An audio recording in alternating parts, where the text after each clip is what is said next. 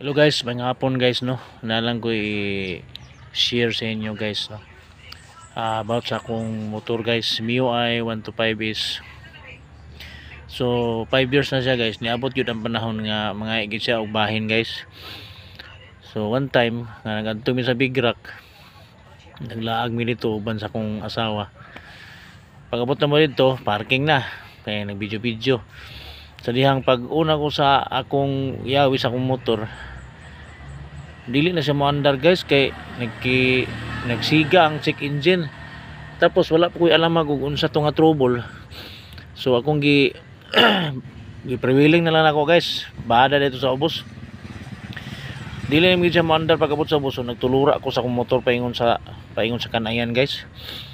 Dayon tapos nakalabay mami atong naibalay nga kanang naihabal-habal ba.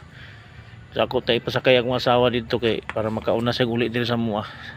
So dili man sad siya. So niingon man to ang tagi atong habal-habalan nga i-booster na lang nila akong motor, i-booster.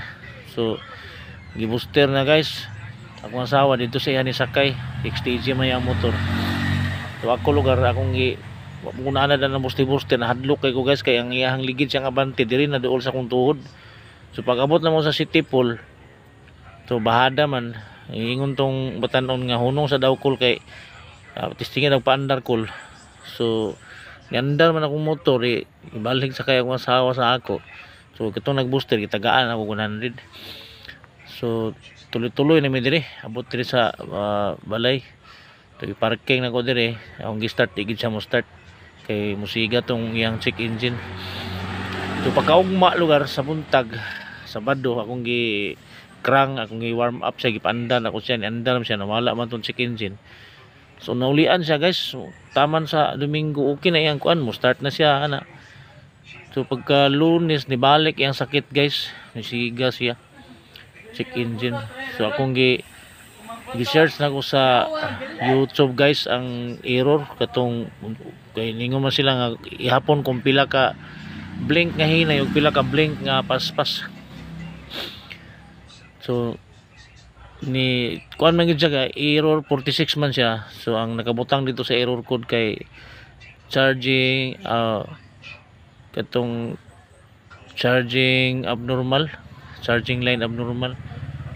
So ni suggest man to kung mga kaila guys nga battery lagi daw, palitag battery. So nagpalit kog battery kaganina guys, 2,000 kayo nga battery. So ilisan na kog battery.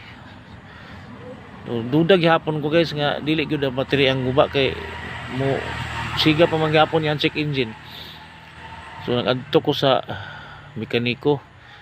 To ana ang mekaniko nga obserbaran lang daw. So niya battery 2,000 kay itong battery guys. Kay 5.6 amperes man to, dako man ang battery di ani akong motor. So adto ko sa mekaniko kay ako untang pa ipa-check ang iyang linya sa iyang charging. Tingnan mo siyang obserbaran na sa na asirit ko kaglayan guys kay pailis kog ligid dito. Paitaod kog Maxis nga ligid 16 15. So nagtip ko sa nagtaod og 100 so 16 tanan.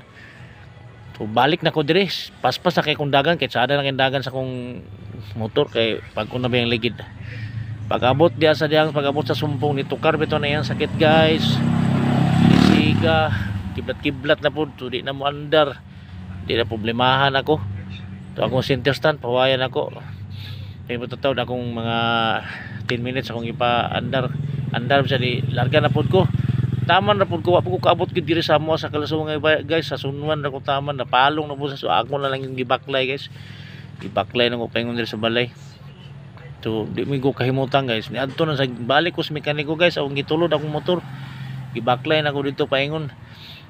So ningon ang mekaniko nga ilisa nga ato ni ogwan kini regulator. Palit na po kog regulator sa motor meet guys. 1350 kayo. So gitaod na mo regulator. So obserbaran na yun guys kung saan kung sa problema kay ang nakabutang sa error 46 kay charging line abnormal man. So pasig mo na ni regulator ako.